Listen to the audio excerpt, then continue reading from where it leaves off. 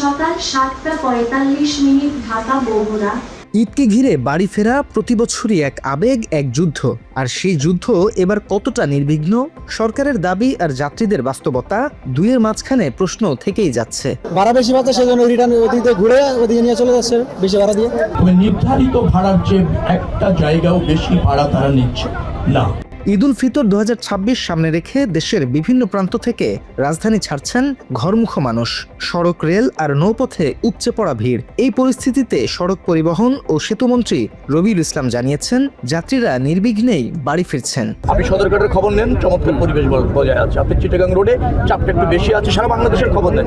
আমি গাড়িতে বসে সব জায়গা মনিটরিং করছি এবং দেখছি ঈদ যাত্রা মানুষ আনন্দিত। যাত্রীদের কোনো অভিযোগ নেই বলেও দাবি করেন মন্ত্রী। তাদের সব মেইন স্ট্রিম টেলিভিশনগুলো রিপোর্ট করছে যে কোনো কমপ্লেন নাই, ভাড়া বাড়ছে না, স্বস্তিতে যাচ্ছে। খুব বেশি আপনার যানজট অথবা অব্যবস্থাপনা সড়কে নাই। মনে রাখা দরকার, মাত্র 2 থেকে 3 দিনের মধ্যে 1.5 কোটি লোক ঢাকা ছাড়ছে। একই সাথে রবিউল ইসলাম জানান, কোথাও অতিরিক্ত ভাড়া আদায়ের অভিযোগ নেই। তবে নির্ধারিত ভাড়ার চেয়ে একটা জায়গাও বেশি ভাড়া তারা নিচ্ছে না। যাত্রীর চাপ আছে এবং যাত্রীরা নিরাপদে বাস স্টপেজ থেকে তাদের গন্তব্য দিকে যাত্রা করতে পারছে। নির্ধারিত টাকার চেয়ে 1 টাকা ভাড়া নেওয়ার কোনো সুযোগ নেই।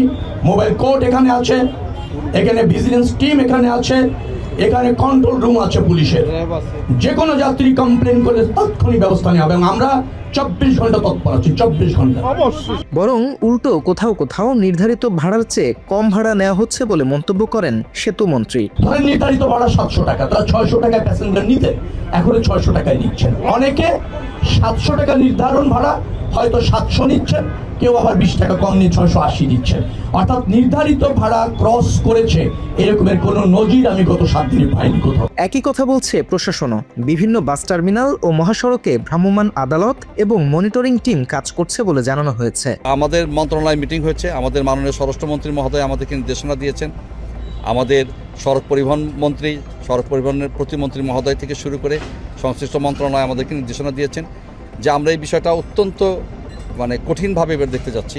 ফিটনেসবিহীন গাড়ি বাজারে এই রাস্তাঘাটে যেগুলো চলছে সেগুলোর বিষয়ে আমাদের অভিযান শুরু হয়েছে এবং এটা অভিযান ঈদ এবং ঈদের পরেও চলবে, এটা অব্যাহত থাকবে। এবং যদি অতিরিক্ত ভাড়া আদায়, এটাও ঈদের সময় অনেক হয়, তো অতিরিক্ত ভাড়া আদায় চার্টের বাইরে গিয়ে সেটাও একটা অপরাধ। সেখানেও আমরা ভিজিবল আছি, আমরা মাঠে আছি, আমাদের সামারি ট্রায়াল এবং মোবাইল কোর্টের মাধ্যমে আমরা এই বিষয়ে আমাদের কার্যক্রম অব্যাহত রাখবো ইনশাআল্লাহ। কিন্তু সরেজমিনে বাস্তব চিত্র দেখা গেছে ভিন্ন।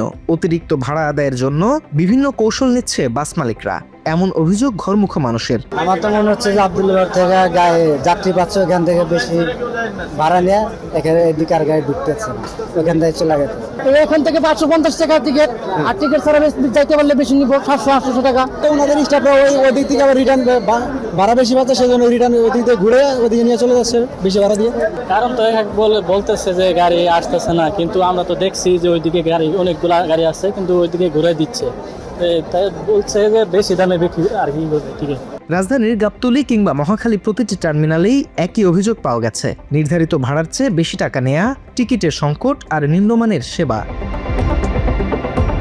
সরকার বলছে সব নিয়ন্ত্রণে, কিন্তু যাত্রীরা বলছে ভিন্ন কথা। প্রশ্ন উঠছে, নজরদারি কি কাগজে কলমেই সীমাবদ্ধ নাকি বাস্তবেও কার্যকর? বিশেষজ্ঞরা বলছেন, শুধু ঘোষণা নয়, বাস্তব প্রয়োগ নিশ্চিত করাই সবচেয়ে বড় চ্যালেঞ্জ। নিয়মিত তদারকি, অভিযোগ গ্রহণ এবং দ্রুত ব্যবস্থা না নিলে প্রতি বছর একই চিত্র ফিরে আসবে। ঈদের আনন্দ যেন যাত্রাপথেই ম্লান না হয়ে যায়, এটাই প্রত্যাশা ঘরমুখো মানুষের। কিন্তু সে স্বস্তির যাত্রা নিশ্চিত করতে হলে দাবি আর বাস্তবতার ফারাক কমানোই বড় বিষয়। MH Apu, Bangla edition, Dhaka.